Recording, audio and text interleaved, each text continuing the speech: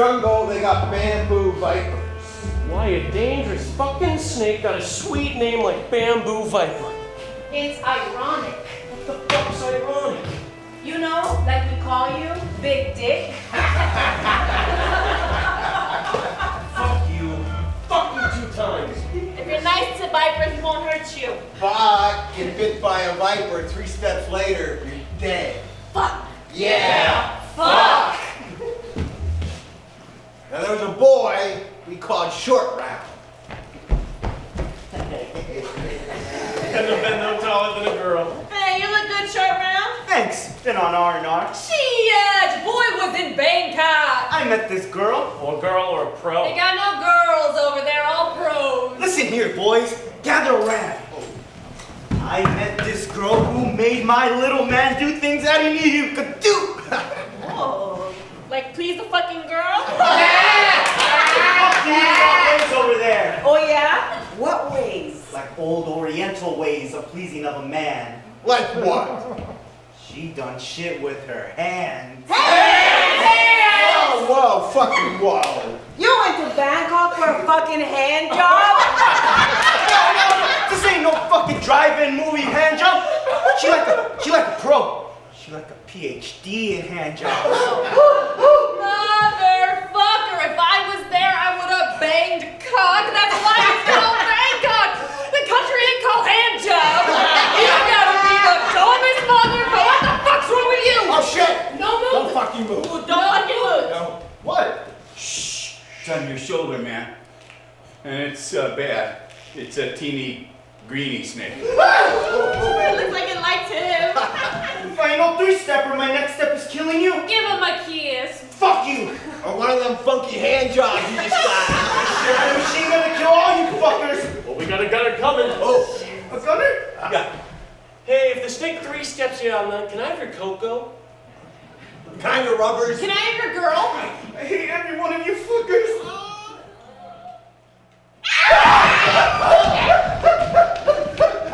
I wasn't scared at all. Fear be a 3-stepper. I don't remember going to the bathroom in Nam. I don't. I mean, 115 degrees. We drank water, ate salt tablets like it was candy. Ugh, I don't remember going to the bathroom. I mean, just holes in my memory, because surely I pissed.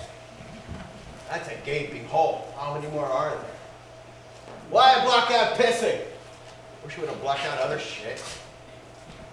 Army drops me in Oakland when I get out. Yeah, so I had to hitch right up north to Eureka. Man I hitched with a nice salesman. Never once pumped me for blood and guts stories about the war. He saw my eyes when we got to the redwood curtain. Oh, I kept hanging my head out the window like a dog. Yeah, the hat blew off. I didn't care. It's close to them trees again. He sees me and says, well, would you like to go and sit under one of those trees? I never cried enough. But a man I don't know asked me if I want to sit under one of my trees. I cried. Yeah, trees with no jungle attacks. You know, without the killing, Army's a perfect place for a little boy. Really, you don't have to take a bath, or shave, or brush your teeth. You didn't have to comb your hair or salute. Nah, just a perfect little jungle for a little boy to grow up in. Thought about that as I sat under the trees and the salesman sat in his car and smoked a cigarette. Next thing I know, I gotta pee. Them trees look so inviting. Maybe I did hold it in the whole time. Because once I started, I couldn't stop. Felt like I peed for an hour.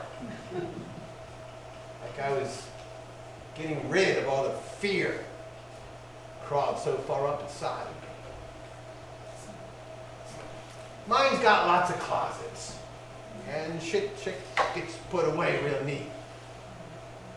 Memory's got a way of protecting the little boy living inside of me. Who wishes he could run around the redwood forest all day and pee on every tree he sees.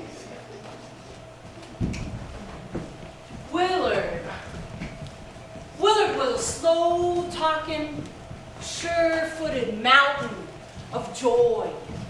Everyone who knew Willard say, I'm glad I know that Missouri boy. First 3 months, he barely spoke, but when his mouth went through puberty, the stories that boy would tell. In his Ozark drawl, he'd talk about milking cows. But he weren't talking about the kind of milking for drinking. He was talking about the kind of milking for making more cows. Yeah, no shit, that was the boy's job. Old Dirt carried himself an M79. The M79 makes a blooping sound, and it's got a 6-inch rear sight on it, which makes you real easy to find when you least want to be found. One afternoon, our clumsy fucking feet tripped an ambush, and we all hit the ground. Then you could hear rounds flying from both sides, and I was always glad when I heard the bloop of Willard's M79. You could hear that bloop all the way to fucking China. Fight after fight, I would think to myself, keep down, Will, or you'll end up dead. Well, that afternoon, sure as lice, Will took a round square to the forehead. Inside his steel pot, there's an inner lining of fiberglass. So, when he took that round, his head jerked back and he went down. But he was lucky because it pierced the pot, but not the glass. And it went rattling around the rim, and his eyes bugged out like I ain't ever seen, one going north and the other one going south. His mouth hung open and he shook his big old head and stumbled uphill towards enemy lines. Motherfucker staggered, and then he dropped his gun, weaved a step or two, and then tumbled back down the hill towards us. And it was only then that I realized, as he came down the hill, both sides were watching Will stagger, and nobody had fired a fucking shot. Like we were watching a fucking movie.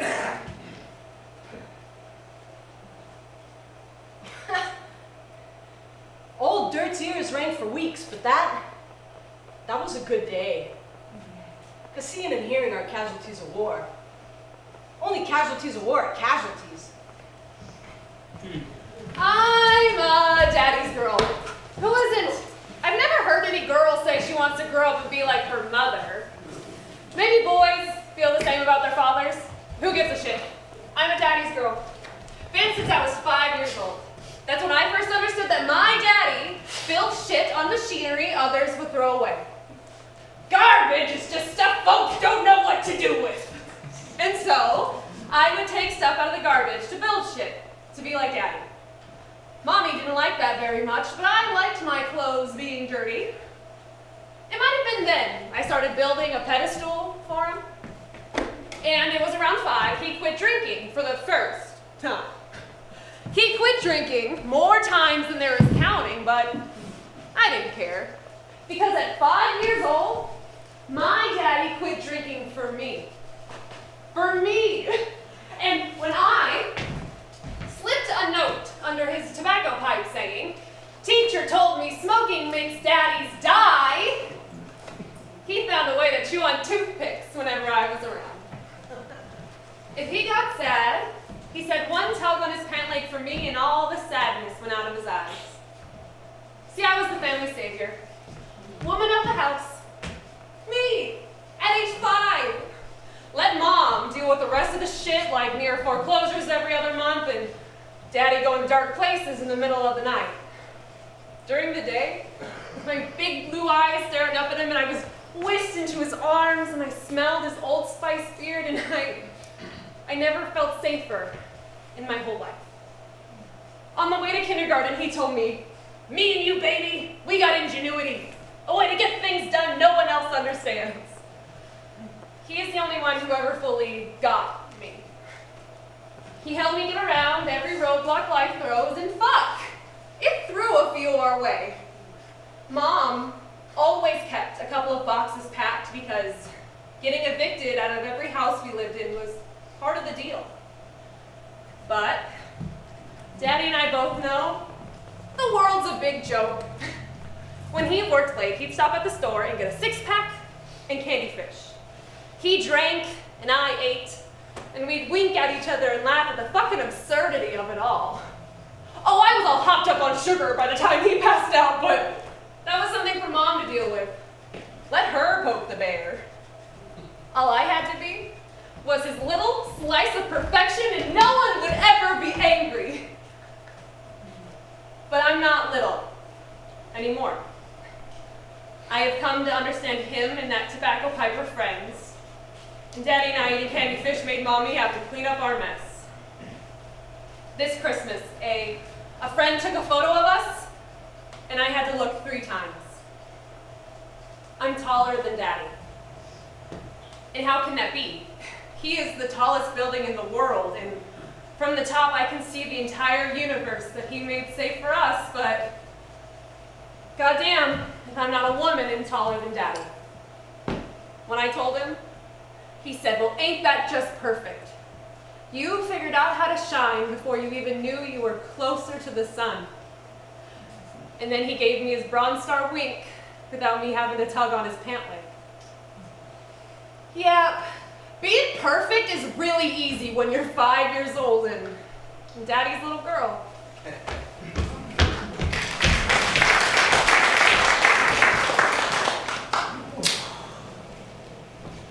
God doesn't live in the desert.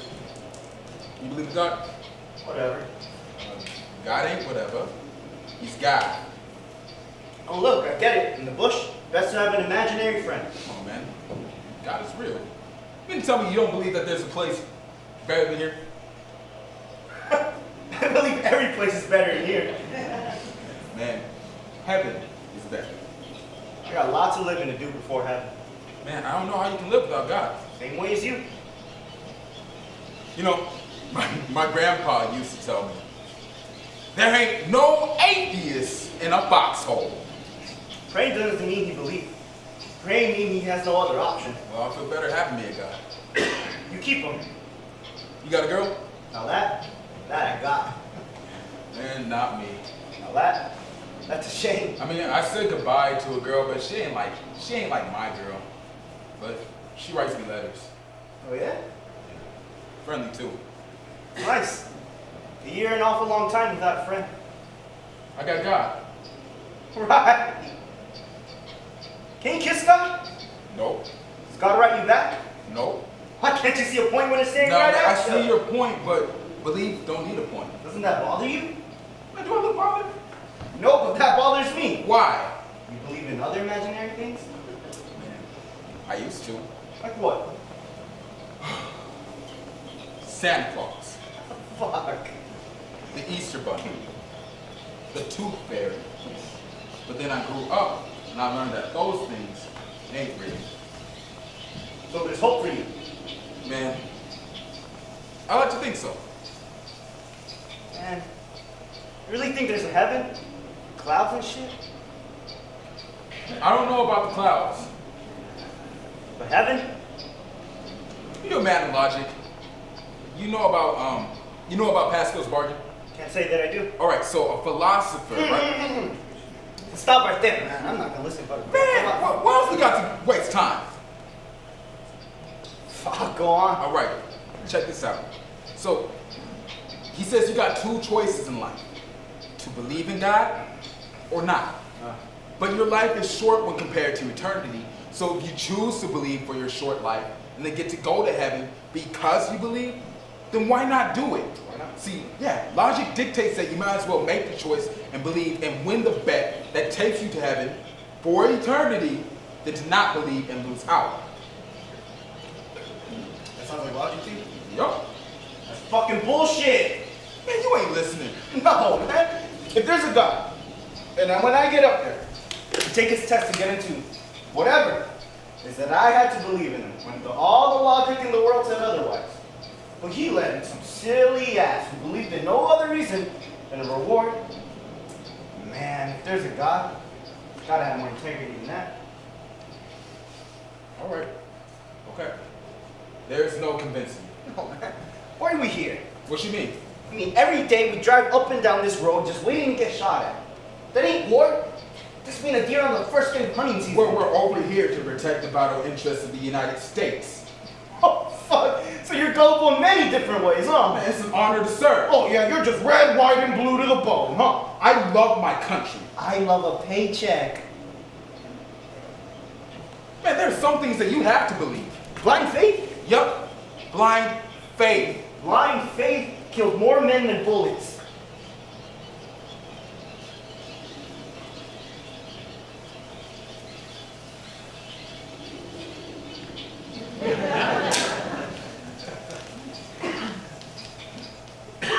You know, we're gonna have to spend a whole lot of time together. I do. You're gonna have to put a whole lot of faith in me. Don't I know it?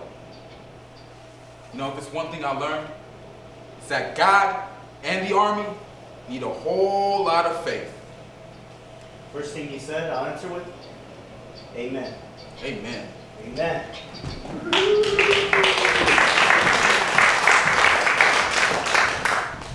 By my second week in Vietnam, I was a radio man. Radio man. It means you get a 60-pound stone slapped on your back called a prick 25. It means I had a whole new outfit. I cut a hole in my fatigue shirt, stuffed the receiver cord up on through, another hole in the shoulder to stuff the short antenna here down so it rode by my waist. Covered the whole pack with leaves and hide. Hid the radio underneath my rucksack. Oh, and the Army's nice enough to give the radio man a whip. A whip is a 10-foot antenna, sort of like a beacon tip. Yeah, that fucking tip says, "Here you are, gooks. Here's what you want." Like a sign that flashes in the dead of night saying, "You can't see this, you're goddamn blind." The first night, mortar round came, cut the whip right in half. Jesus fucking Christ. But every day I survived made me want to tell the new radio men, you can live too. So I started giving this boy from West Virginia tips on how to cameo the radio with leaves, and how to keep your mic and antenna down so no one ever know you're different from the other gunners. You don't know you're carrying a radio, a lot easier to stay alive down here. Well, he was so happy for my tips, wanted to return the favor, so I tell him to blabber on to me about back home. Help me remember what it looks like, what it smells like. So he gets to telling me about West Virginia, only he calls it West Virginia. When he talked about the place, his whole face broke into a smile. He said the mountains had loads and loads of trees, and this time of year colors got so bright they would hurt your eyes. Talk about walking into those mountains to hunt in the town called Bowling Green. I just shook my head. I knew where the fuck Bowling Green was. We both decided we'd go there when we got back. Yeah, even dress up like mountain men to go hunting with his friends. Made it sound so fucking fun. Even set a date for after his tour was over during buck hunting season. November 24th, 1969. I would arrive in West Virginia. We'd go walking through the woods like we didn't have a care in the world. But back in the real world, we're walking at 115 heat. No one knew why we suddenly stopped at the edge of the valley that day, but stopping in the jungle was natural. So we did what we usually did, cursed the heat, watched the sweat load on each other's faces. When a message got passed from man to man that someone in 3-5 Delta stepped out of mine. Seems that 05 Deuce, when they left our little paradise here, also left the calling card, which was anti-personnel.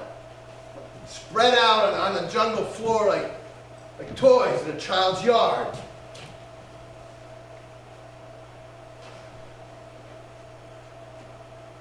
When West Virginia took his final step, he was yelling to me about how to make deer jerky, smiling ear to ear. I hope his mind was in Bowling Green. To this day, I have not. But if someone ever asks me if I've ever been to West Virginia, I will never say no. Because for more nights than I can count, I dreamed it with my friend. This verse This shit's emotional. At first, it was just something to keep me from calling the suicide hotline. But then, it became everything. Prestige, honor. And see, I stress because as infantry, the level of detail has to be so damn high. If you mess up just a little bit, your buddy next to you will die. Bossman tells me it's just a $10, $5 piece of wood. But I'm committed to the fucking project. And not just me. All these fucking assholes. There's something about getting your first nod as a craftsman. That feeling that you made something that folks respect. And it's worth something. I'm impatient. And I just want to see the damn thing be born. And I keep thinking to myself, okay, work hard, get your shit done so you can see what the final project is. And you can see her out the door. But I know, the minute she goes out the door, all I want to do is see her again. Make sure she's okay. Okay, before this, best piece of woodworking I ever done was my goddamn porch swing. It's nice not having to think about killing myself at the goddamn time. Look at this. Ain't our little girl starting to look pretty? You know what kills me? What kills my fucking ass is when politicians get up on TV and they talk about how bad war is. About how innocent women and children, they get killed in war. How babies will pick up a booby trap pack of cigarettes or some shit. How people killing other people or gassing them is bad. Motherfuckers, sit the fuck down and turn off the motherfucking TV. Killing people is bad. It's always been bad, and it's always gonna be bad. Don't nobody have to sit there and tell you that shit. You're just born knowing. Jesus fucking Christ.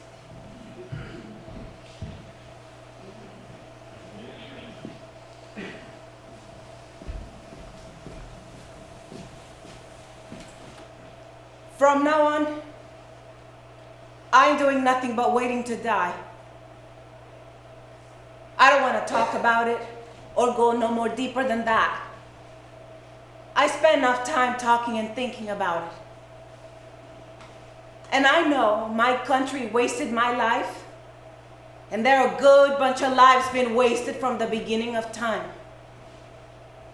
Ain't nothing to do now but wait to die and think about all them wasted lives. All those boys I loaded onto a truck,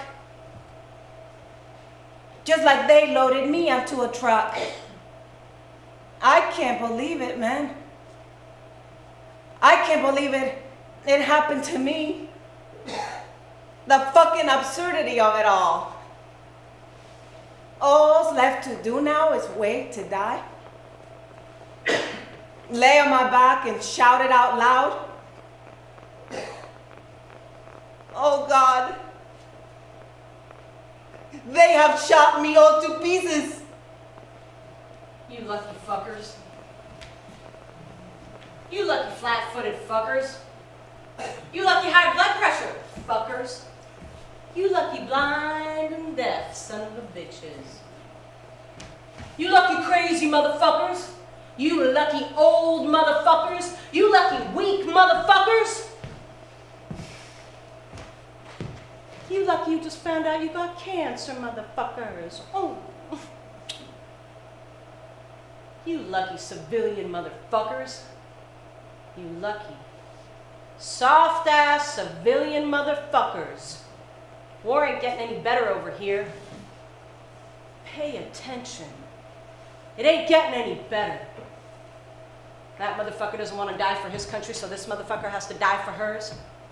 Fuck you all. Fuck you all, you lucky motherfucking motherfuckers. All it did was fucking rain in Nam. Now it rained a lot in my little corner of the world, but I had never seen this type of rain. It would pour for over an hour, then be so hot again that the rain would rise up as steam. we tried moving while it was raining and sweltering, but the rain was so hard that you couldn't see. Spent a whole day simply trying to find a pocket of oxygen in a fucking wall of water. So you will put your hand on the shoulder of the man in front of you and you will wait for it to be over. And then you start walking again. In the jungle, you learned to live with the wet. To be wet. Dry was not a thing in the jungle. No, the only thing you had to be absolutely fucking sure to keep dry were your socks. You ever seen jungle rat? Oh. A tropical fucking ulcer on your feet. Little fucking microbes living inside, little fucking sores on your feet and eating their way around until your feet look like hamburger meat. Now, I know guys who can fit entire quarters in the crevices. We tried getting malaria or jaundice to get sent to the rear.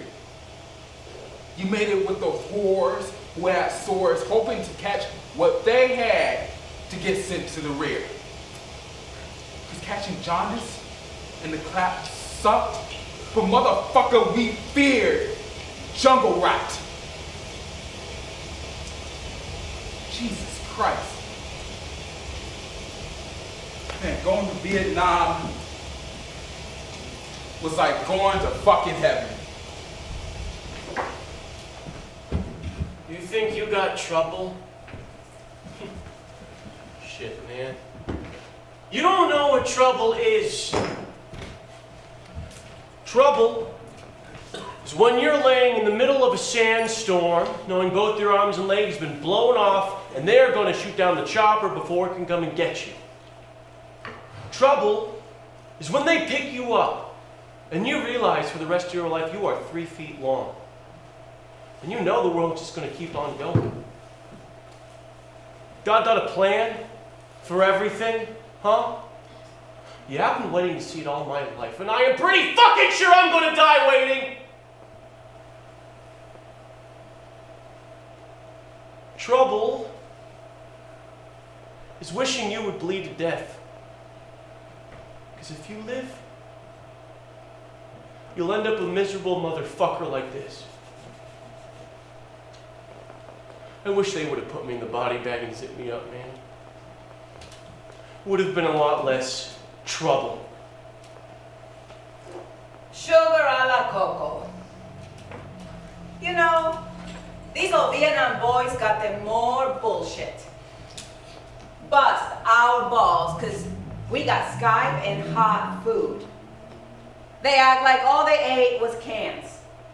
Not food in cans, but cans. Like they shipped cans onto the jungle floor. Come on, man. You got all the movies. Full Metal Jacket, Apocalypse Now, the one with Tom Cruise. You even got Forrest Gump. Yeah, run, Forrest, run. Build, Forrest, build. Build, Forrest, build. And sugar a la coco, ain't no motherfucker use no C4 to cook.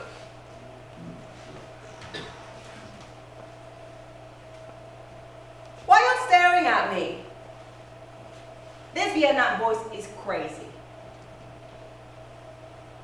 That jungle stare. Quit staring at me.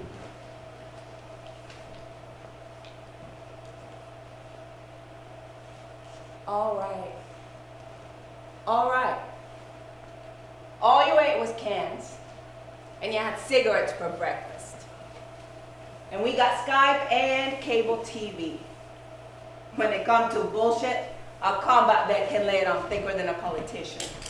You have to be crazy to go to war. I know the moment it fucking happened. You see, there's walkers and there's mannequins, and you can change from a walker to a mannequin in a fucking instant. Whoop, girl next to your head, now she's a fucking mannequin. All I thought about is, fuck, now she's dead. I gotta do more. That's what I knew. Feelings are for others. Fuck, I don't feel. That mechanism got broke. Protect the fucking radio. But she's dead. Protect the fucking radio. But she got her own. Protect the fucking radio. My mom died, I felt nothing. But if the radio would have died, you gotta be crazy to go to war.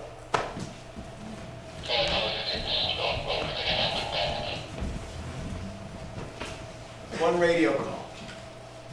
One fucking radio call. The misery, heat, stink, sweat, fears about to be over. One radio call, my platoon will have a new radio man by the end of the day. I'm going home. Alive. I'm going home fucking alive. When I give my hand to Baldwin, he just gives me a cup, asking if he can have my fruit.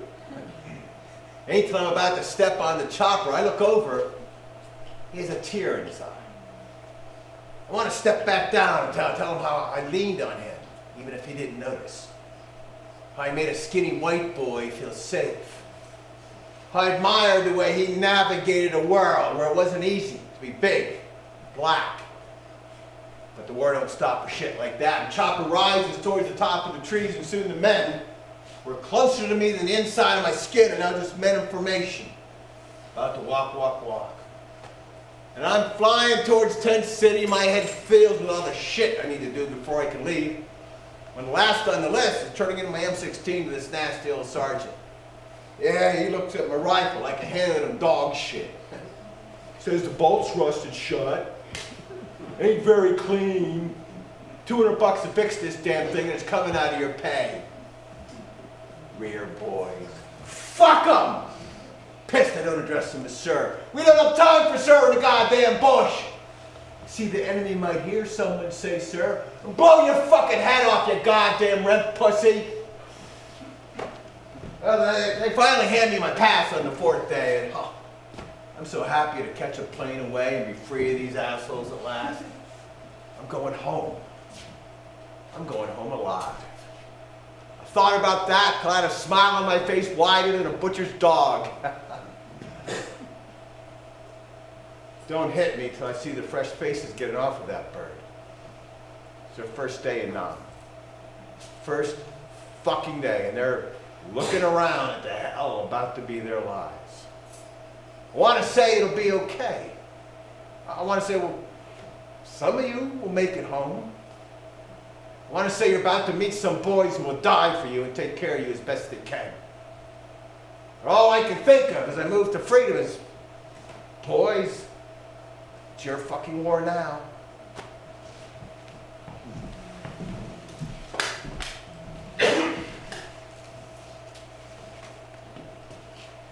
Wives are often the lantern holders with PTSD. We're the canaries in the coal mine. Because if we don't deal with this, we're not going to make it. PTSD is a physical disease.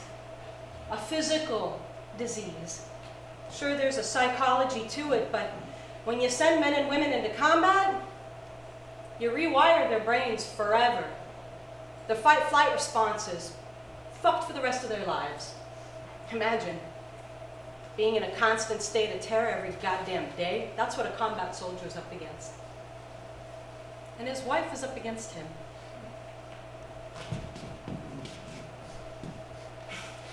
Let's call it what it is. PTSD can make you an asshole. An asshole! Short-tempered, can only focus on only one thing at a time. Emotionally unavailable asshole.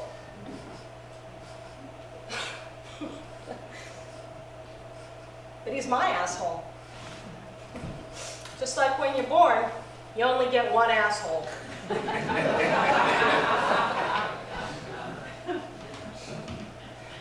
And if you're lucky, you get a hero. Have you ever seen the commercials for one of the superhero movies where the little boy who got bullied gets a superpower and then grows up to protect the other little runts who got bullied? That's what you get when you marry a combat vet.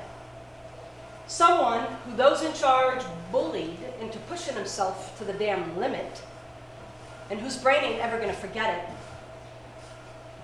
Puts his arms around you and makes you feel safe. That's a hero in my book. I don't even see no damn movie. I live it every day. And sure, he's got problems. He quit drinking in 85, and 87, 90, 92. You get the picture. But until you've lived with somebody every day who gives you the goose flesh when you think about what he's been through, until you see his wounded damn brain figure out how to treat somebody with the kindness that was never extended to him, until you see a strength so gentle, hell, I'll live with a little bit of his darkness. Because when he looks at me, the light I see is so bright, it feels like I gotta squint. The Blue Ox was our lantern out of the darkness. Look at him working. Look at him making a team. Those are some dysfunctional assholes acting like a team of builders. Shit, that's a little mushy. So that's all I have to say. Except, I hope you find yourselves a radio man or a hero. Makes life a lot easier.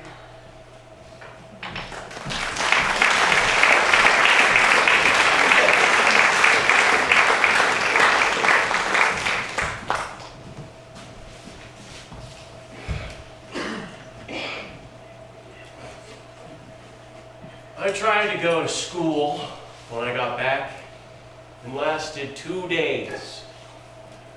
Sitting in a classroom with these people, Jesus. I had seen things they would never be able to comprehend. A chasm no learning could ever overcome. That's why veterans need their own classroom, need to be surrounded by those who know what we've been through and feel safe. Only when a soldier is safe can healing begin. That's why the Blue Ox exists. Now, the war doesn't stop when a soldier comes home. It's carried in the fucking marrow. Native Americans have long believed that it took 2 years to train a tribal member to become a warrior, and it took another 2 years to retrain a warrior to become a tribal member again. And that this could only be taught by old warriors within the tribe. Well, I personally learned this 20 years ago when we opened the Blue Ox for tours. My life up to that point felt of no value to those who weren't bent. But here we are bent like a rusty nail. And these rusty damn nails are building something important. We are not going to fuck it up. I hated the people I worked with. Intentionally failed the PT test 4 or 5 times. Yeah, I'll do 1, maybe 2 push-ups, and then claim muscle failure. I look my sergeant dead in the eye and say, I'd really like to suck your dick right now. Fuck, man. Am I supposed to feel bad for wanting to get the fuck out? What used to be is no longer an option. Who you are can never be reclaimed once you go to war. Everybody needs to think on that shit. When you come back, you're not interested in the same things anymore. That little kid that liked watching the baseball game is dead. Ice cream, dead to me. You have to reinvent everything. By 9 months in, we were all fearless. Fearless! And I'm looking at the newbies getting off the plane and their legs are shaking like leaves because they are scared of seeing the body parts in the street. And I think to myself, why ain't I scared of seeing body parts in the street? What is wrong with me, boss?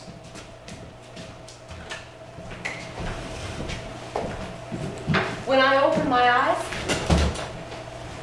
it's like he'd been watching me a good long time, studying me like I was a puzzle. I wanted to tell him this whole world's been a puzzle to me. I don't think the good Lord meant for it to be so tricky, but shit got out of hand. His eyes were smiling at me, but when I got a good look at him, Jesus, I had to take in a deep breath. My eyes must have said, you only got nubs where your arms and legs go. But he looked at me and winked, like not having ain't no big deal. Where you from? When I said LA, he said LA's a big place. Give a cripple more than that. What's? Then he smiled, big as a mountain. What's happening? What's happening? I kept thinking to myself, don't ask no dumbass question. But I joined the army. Dumbass is what I do. So I asked him how long he'd been like that. 21 days. Not 3 weeks. 21 days. It was then I realized that bad shit happens in days. So I closed my eyes hoping he'd forget the real fucking beauty of the question I asked. But he asked my name and said, forgive me for not shaking hands. I smiled. And I couldn't stop looking at what was left of him. 4 black nubs and the closest shaved head I'd ever seen, like a peeled egg. When he saw me looking, I forgot my damn name. But he smiled and said, 'cause you get a death sentence, sister, don't mean you gotta die. Everybody isn't made of the same stuff. Some folks live through shit others can't. That's me. Who's you? He had a gaze on him, gentle as a puppy, and before I know it, I'm telling him about the RPG putting me in here, how the scar tissue in my head gonna cause seizures I gotta deal with the rest of my life, how I beat breast cancer, and that was why I joined the army, and for the most part, the army been damn good to me. That I'll do it again, and when I catch his eyes, they asleep, and he looked so small, like a 40-year-old baby with a beard. Laid up in a sheet with so much of him blown away, how could he not be scared? I was scared waking up in a place like this. I can't imagine what it's like for him. Did he have arms and legs in his dream and then wake up in a place you've been trying to avoid for months and shit? It can all come on you like vomit. So I decided to let him sleep when he said, closed eyes just mean a man's listening real hard. I say what open eyes mean. I mean, I get a look at a boom and I can't make the moves on no more. My girlfriends would always talk about the moment you know you's a fucking goner. And I never believed them. But when he said that, and I gave a second for my heart to start beating again, maybe you already done put your moves on me. He got a big smile. And I saw every part of him covered with goose flesh. Looked like he was gathering himself. Best part is, whoever gets stuck with me ain't never gonna worry about me tomcatting around on him. But that ain't even close to the best part about being stuck with Captain Tyrone. His kindness the best. We kept talking all afternoon and he asked me if the cancer took any part of me. When I smiled, he started to cry. And tears fell down his egghead. But he never stopped watching me as I moved slowly to the tissue box. When I dried his tears, he just said, sister, I'm gonna ask you again if you got a name or I gotta give you one. I blushed. Tamila. I fucking blushed. Jesus Christ. Me and you, Miss Tamila, are gonna be making out tonight. And we fucking did. And maybe we did a little bit more over the next few weeks. And I see you ladies. You don't need to ask me about something you don't even know about. And don't ask me that neither. Dirty minds y'all got. Smile on my face enough for you? They could have put me anywhere. In any VA hospital, in any TV room for a spell, but they put my scared ass in here. That was 188 weeks ago. And I said weeks, not days. But shit, life with Captain Tyrone ain't got no bad days.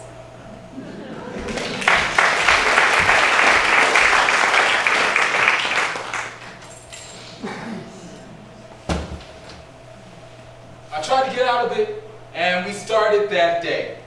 I didn't know shit about casting. What I liked most was that the Marines worked for me. No successful course in 12 days. 2 years hiding, now I'm doing something useful. Look at her. Defeat was not an option. I get to tell my grandchildren I worked on the sesquicentennial, shit, the 150-year anniversary Lincoln Damn Hearse. Me.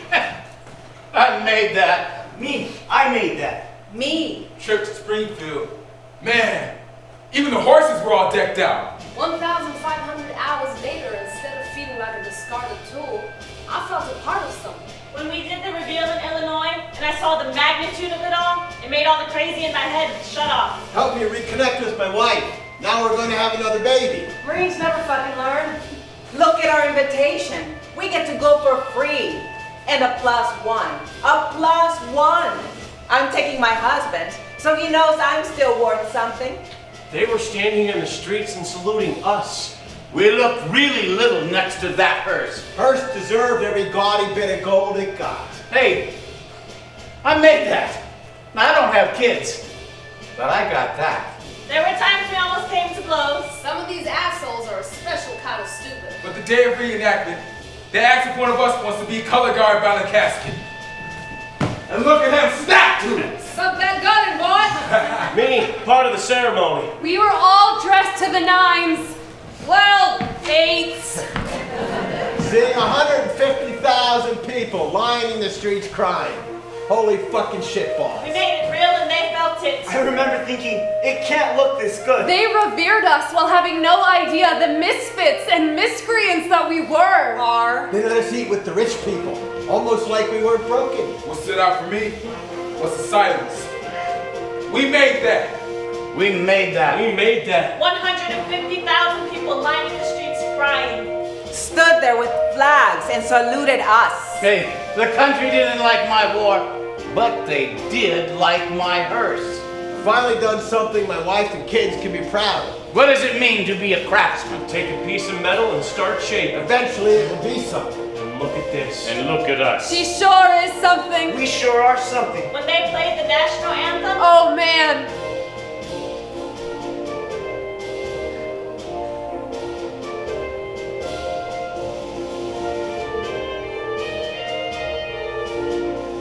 The place is broken. The people are broken. But don't we put out top-notch shit. Never thought I'd do something as important as serve my country. We just done it again. Yeah, we never learned. Seeing 150,000 people lying in the streets crying. We made that. We fucking made that. We